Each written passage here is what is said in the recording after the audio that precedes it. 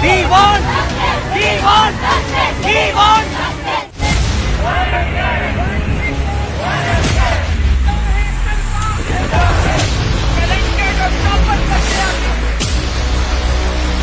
Third of सितंबर तक आपने अगर ये हमारे मुतालबात को हल न किया, इंशाअल्लाह 23 सितंबर को इसी जगह पे यहाँ PMC के सामने ये तलबा का एक समुंदर आएगा। इंशाअल्लाह हम पता याद होंगे, बस आपने अपना पूरा हक अदा करना। और आप लोगों ने बिस्मिल्लाहिर्रहमानिर्रहीम। अस्सलामु अलैकुम नाज़रीन। अपनी आँखों में डॉक्टर बनने का ख्वाब सजाए मेडिकल के लाखों स्टूडेंट्स जो हमेशा टॉपर रहते हैं और टॉप करते करते FSC मेडिकल तक आते हैं, उसके बाद उनके माँ बाप, उनकी फैमिली और वो ख़ुद लाखों रुपए, हज़ारों रुपए का ख़र्चा करते हुए इस मकाम तक पहुंचते हैं। और उसके बाद एक मेडिकल टेस्ट होता है जिस प्रोसेस में से गुज़र के चंद उनमें से तलबा खुश नसीब जो आगे डॉक्टर्स बनते हैं और मेडिकल की फील्ड में जाते हैं। आज इस टॉपिक को डिस्कस करने का एक मकसद और पर्पज़ है, इसी हवाले से एहतजाज चल रहा है, तो मैं कुछ हक़ाइक़ इसी हवाले से आपके सामने रखना चाह रहा हूँ और कुछ मैसेज देना चाह रहा हूँ इसी के ज़रिए। तो जो हक़ाइक़ हैं, सबसे पहले मैं आपके सामने वो हक़ाइक़ रखूँगा और उसके बाद मैं अपने मैसेज की तरफ आऊँगा। तो सबसे पहले तो मैं आपको ये बताना चाह रहा हूँ कि ये जो तलबा हैं, ये पिछली दफ़ा 2020 में भी यही इशू आया था और उस वक्त इन तलबा का ये कहना था। अच्छा, इसमें दो चीज़ें हैं। इस हुकूमत से पहले की जो हुकूमतें गुज़री हैं, तो उस वक्त ये मेडिकल का जो टेस्ट है ये एक ही निसाब और एक ही दिन के अंदर हुआ। पिछले साल 2020 में इसका जो तरीक़ाकार है उसको बदला गया। वो कैसे?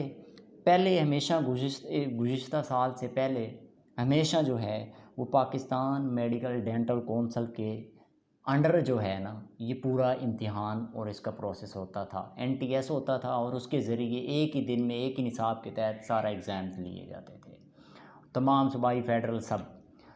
अब इस हुकूमत ने पिछले साल इसको तहलील किया और पाकिस्तान मेडिकल कौंसिल एक इदारा, एक ऑर्डिनेंस जारी किया और उसके ज़रिए इसके अंडर जो है सारे मेडिकल कॉलेजेस के मामलात को इसके स्पुर्द कर दिया।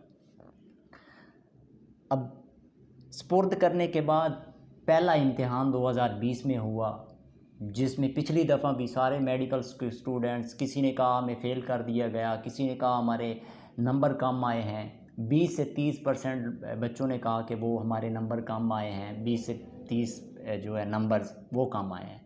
हज़ारों स्टूडेंट्स ने पिछली दफ़ा भी एहतजाज किया, जिस पे अदालतों की तरफ से नोटिस लिया गया और बाद में मसला हल हुआ, दोबारा पेपर हुए। लेकिन वो ही एक होता है, एक चीज़, एक गलती हो जाती है एक इदारे से, एक चीज़ जो है मसाइल पैदा हो गए तो उसका हल किया जाता है, लेकिन वही मसला जो पिछली दफ़ा रिपीट हुआ दोबारा इस दफ़ा दोबारा वही हुआ।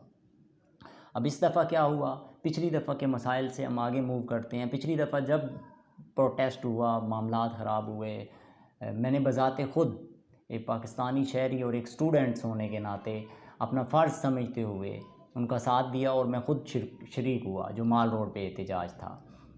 तो अभी का जो मसला है, अभी तलबा का एक ही जो है ना, वो आप कह लें कि उनका नुक्ता नज़र जो सामने आया है, और बाकी काफ़ी चीज़ें हैं जो वो डिटेल के साथ बताते हैं, लेकिन एक ही मेन जो दो चीज़ें मेन हैं वो जो डिस्कस कर रहे हैं, ये बता रहे हैं, अपने इश्यूज़ बता रहे हैं, वो क्या है? वो ये है कि दूसरा ये डिटेल बताने का मकसद है कि जिन तलबा को या जिन लोगों को इनके मसाइल का नहीं पता कि ये एहतजाज क्यों कर रहे हैं, धरना क्यों हो रहा है, तो मेरा मकसद ये बात उन तक पहुंचाना है। उसके बाद मैं इसी बात को साथ लिंक करते हुए अपने पैगाम की तरफ आऊँगा। तो अभी जो उनका टेस्ट हुआ है उसमें क्या हुआ कि वो अभी भी उनकी यही डिमांड है कि 20 से 30% हमारे नंबर कम आए हैं। इसके साथ ही दूसरा जो उनका नुक्ता है कि एमडी कैट जो है उसका सिस्टम नाकारा हो चुका है, बेकार था, ऑनलाइन हुआ। उसकी जो जवाबी कॉपीज़ चेक करने की गई हैं, हज़ारों तलबा का जो है ना इससे मुस्तकबिल वो ख़तरे में पड़ गया। अब जो जवाबी कापी है उसे टेस्ट को चेक किया गया है, ठीक है, उसमें गलतियाँ हुई जिसकी वजह से तलबा हज़ारों की तादाद में फ़ेल हुए हैं। तो अब सबसे बड़ी बात ये है, सवालिया निशान ये है, वो सब इस इदारे के लिए भी सवालिया निशान है और सब के लिए एक जो भी इससे स्टूडेंट्स ने टेस्ट दिए मेडिकल के उन सब के लिए एक सवालिया निशान बन गया। और बड़ी तशवीश की बात है वो क्या कि इस जवाबी कापी जो है वो जो है ना वो फराम नहीं की जा रही टेस्टों की, जो उन्होंने टेस्ट दिए हैं पेपर्स की। तो ये एक बहुत बड़ा सवालिया निशान है इदारों के लिए, उस इदारे के लिए, ख़ास तौर पीएमसी जिसे पाकिस्तान मेडिकल कमीशन कहते हैं उसके लिए। तो अब ये मसला इशू बना हुआ है, ये मैंने आपके सामने रख दिया। अब 2 दिन हो गए हैं, हफ़्ता हो गया है, एहतजाज कर रहे हैं, वो बेचारे सड़कों पे हैं, कोई सुनने वाला नहीं है, किसी के कान पे जूं नहीं रेंगी, हर कोई अपने अपने बैठा है। वज़रा हैं वो लोग जो जब दूसरों की हुकूमत होती थी तो वो कहते थे हम तलबा के साथ हैं, हम उनके साथ हैं, हम इंसाफ दिलवाएंगे, हम बिजली प्राइसेस कम करेंगे, हम पेट्रोल की कीमत कम करेंगे। खैर वो चीज़ें एक अलग हैं, मैं उस तरफ नहीं जाता। अभी हमारे स्टूडेंट्स, हमारे कौम का मुस्तकबिल वो सड़कों पे हैं। तो अब क्या हुआ, अब कोई भी उनका साथ नहीं दे रहा। अब इतने दिन एहतजाज हुआ, किसी ने सुनी नहीं बात। अच्छा, एहतजाज बढ़ता गया। इसी में मैं एक चीज़ ऐड करना चाहूँगा, मैं बहुत मुबारकबाद देता हूँ उनकी पूरी टीम को, ख़ास तौर पे मैं ज़िक्र करना चाहूँगा उनका और उनको अप्रिशिएट करना चाहूँगा, उनकी पूरी टीम को भी और उनको भी, मुस्तफ़ी स्टूडेंट मूवमेंट और उनके सदर चौधरी इरफान यूसुफ साहब को, जिन्होंने ये स्टेप लिया। ये स्टूडेंट्स जो चंद स्टूडेंट्स यहाँ एहतजाज कर रहे हैं, चंद वहाँ पे कर रहे हैं, उन सबको मुनज़्ज़म किया और उनकी आवाज़ बनी। मैंने हमेशा देखा है स्टूडेंट्स के लिए कई दफ़ा मुझे मसाइल का सामना पड़ा अपनी यूनिवर्सिटी लाइफ में, कॉलेज लाइफ में, तो हमेशा उन्होंने स्टूडेंट्स का साथ दिया, हमेशा पॉजिटिव रोल अदा किया हर जगह पे।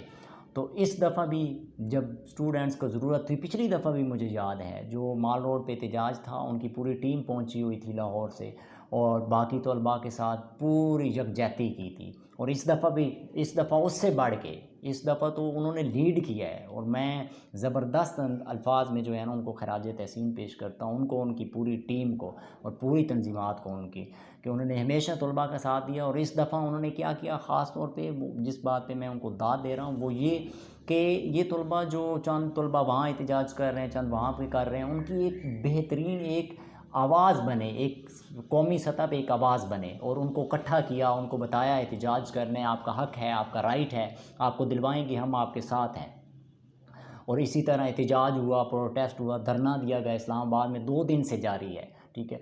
तो वो एक प्रेशर हुआ, एक बात जो इनका इशू था, ये स्टूडेंट्स खुद एहतजाज करते रह जाते, कोई सुनने वाला ना होता, कुछ भी ना होता, ना मीडिया ने हाईलाइट करना था, ना और कहीं इशू बनना था। ये तो इन्होंने सब स्टूडेंट्स को इकट्ठा किया, यकजा किया, एक आवाज़ बने, तो सोशल मीडिया ने उठाया, उसके बाद मीडिया पे हाईलाइट हुआ, उसके बाद जाके हुक्मरानों तक बात पहुंची और पीएमसी जो इदारे में ठंडे एसियों में बैठे हुए हैं उन तक ये आवाज़ पहुंची और उन्होंने आके मुलाकातें की जो नाकाम रहीं। अभी तक उनको कोई, उनके तहफ़्फ़ुज़ात पे कुछ गौर नहीं किया गया, कोई मसला हल नहीं किया गया, अभी तक ऐसा ही है। और इसी सूरत होते होते अब कल उन्होंने एहतजाज की कॉल दे दी है, कल 4 बजे वो प्रोटेस्ट करने जा रहे हैं रैली लेके वज़ीर आज़म हाउस की तरफ। तो हर मसले का हल यही है, जो भी एहतजाज करता है वो, यानी सुनने वाला कोई इदारा नहीं है। जब तक ना आप पुरतशद्दुद या उस तरफ नहीं जाते तो कोई किसी की बात सुनने वाला नहीं। अब वो आराम से बैठे थे, अपने तहफ़्फ़ुज़ात, अपने मुतालबात सामने रख रहे थे, कोई सुनने वाला नहीं है, सब कुछ नाकाम हुआ। अब क्या हुआ है, अब वो कल एहतजाज कॉल करके वो वज़ीर आज़म हाउस की तरफ जा रहे हैं, तो कल हर इदारा पीछे होगा, सुनने वाला होगा, वहाँ पे वज़ीर भी आएंगे, सारे आएंगे, मसला हल करेंगे। तो इसके साथ ही मैं अभी, क्योंकि मेरा जो इस सारी बात को करने का मकसद था और पैगाम देने का मकसद था वो क्या था, वो ये कि अब मैं पैगाम ये देना चाह रहा हूँ कि देखें आज वो तलबा सड़कों पे हैं, ठीक है, आज उनके राइट की बात है, कोई गलत काम नहीं कर रहे, उनका राइट है, उन्होंने हज़ारों लाखों रुपए खर्च किए, मेहनत की, पूरी ज़िंदगी अपनी लगाई, उनके माँ बाप के ख्वाब थे, उन लोगों के ख्वाब थे, ठीक है। आप अपने आप को सामने रख के सोचें, वो बेचारे स्टूडेंट जिनके कोई गरीब स्टूडेंट थे, कोई कुछ थे, उन सब के ख्वाब थे और उन ख्वाबों को सजाए वो आज मेडिकल में दिन रात मेहनत करके 90% से ज़्यादा नंबर लेके यहाँ तक पहुँचे, टेस्ट दिए और उसके बाद उनके साथ ये हुआ, तो कितना अफसोसनाक होगा, कितना वो डीमोटिवेट हो गए होंगे। तो आज मैं पैगाम ये देना चाह रहा हूँ कि वो तलबा जिनकी राइट हुकूक की बात है, आज हमें उनके साथ खड़ा होना चाहिए। कल को कोई एहतजाज करता है, कहीं इधर किसान एहतजाज कर रहे हैं, इधर मज़दूर एहतजाज कर रहे हैं, इधर कोई और एहतजाज कर रहा है, अपने अपने राइट के लिए खड़े होते हैं। तो हमें ये जो अपनी ज़ाती मफादात हैं ना, इससे निकल के इज्तिमाई मफादात और फिर कौमी और मिली मफादात की तरफ आना होगा।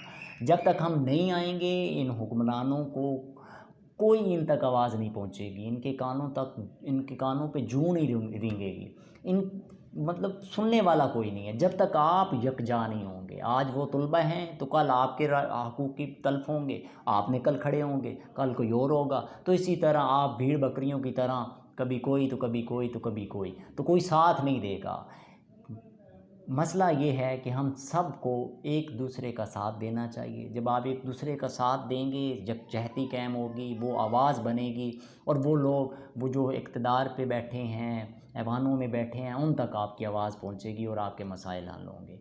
तो मैं चाहता हूं कल, क्योंकि इन्होंने कॉल दी हुई है, जहाँ जहाँ जिस जिस शहर में आप रहते हैं, ख़ास तौर पे इस्लामाबाद, रावलपिंडी, उसके गिरदोनवा में रहने वाले जितनी दोस्त अहबाब हैं, वो ज़रूर शिरकत करें इस एहतजाज में, उनका बाजू बने। आपके अगर कल मसरूफियात हैं, जॉब्स हैं, आपकी यूनिवर्सिटीज़ हैं, पढ़ाई है, बाकी चीज़ें हैं, सबको एक साइड पे रख दें, एक दिन की कुर्बानी दे दें उनके लिए। आप आज एक दिन की उनके लिए कुर्बानी देंगे तो अल्लाह ताला कल के दिन आपका कोई मसला आएगा तो आपके साथ खड़े करेगा लोग जो आपका साथ देंगे।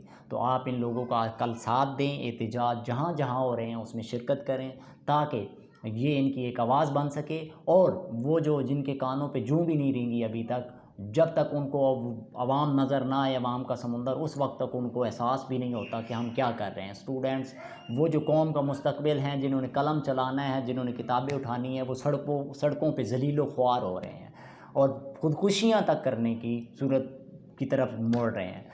तो आपसे सबसे गुजारिश है, ख़ास तौर पे मेरे हल्का अहबाब में जितने भी लोग हैं, मेरे जानने वाले हैं, रावलपिंडी, इस्लामाबाद, करीब अहबाब जो भी हैं और यहाँ लाहौर में, तो वो ज़रूर शिरकत करें। इज़हार यकजहती के लिए इनके मुतालबात राइट हैं, इनके साथ भरपूर शिरकत करें। कल को आपके साथ कोई मसला होगा तो वो आपके साथ खड़े होंगे, अल्लाह ताला आपके लिए रास्ते बनाएगा। अब मैं इसके आखिरी जो पैगाम, एक बहन है हमारी, उन्होंने चौधरी इरफान यूसुफ साहब को एक मैसेज किया जो आपके लिए एक पैगाम है, आपके लिए एक आवाज़ है जो आप तक उन्होंने पहुंचाया। उस बहन की आवाज़ सुनिए और उसकी आवाज़ का हिस्सा बन जाइए, उसका साथ बन दीजिए। आज उसको ज़रूरत है आपकी, उसके वो आंसू, उसकी वो तकलीफ़, उसका वो दर्द, कितनी मेहनत की होगी, वो आप तक पहुंचाना चाहता हूं। और उसके ज़रिए आप ज़रूर उसको एहसास, उसको सुने और उस पर अमल करें। बहुत शुक्रिया, थैंक यू सर। मुझे पता है मुझे आपको ये वॉइस नोट नहीं भेजना चाहिए, पर सर प्लीज़ आप प्रॉमिस करें कि हम लोग केस जीत जाएंगे। मुझे पता है मैं अब जिंदा नहीं रहूंगी अगर रिकंडक्ट ना हुआ। प्लीज आप हमारी हेल्प करें। मुझे ये भी पता है कि मेरी तरह और भी बहुत स्टूडेंट्स को ऐसे ही फील होता है, बल्कि कुछ भी फील नहीं होता। मैंने एकेडमी वालों की हेल्प मांगी थी, वो कर भी सकते हैं हमारी हेल्प अगर वो चाहे, लेकिन उन्होंने मुझे जवाब तक नहीं दिया।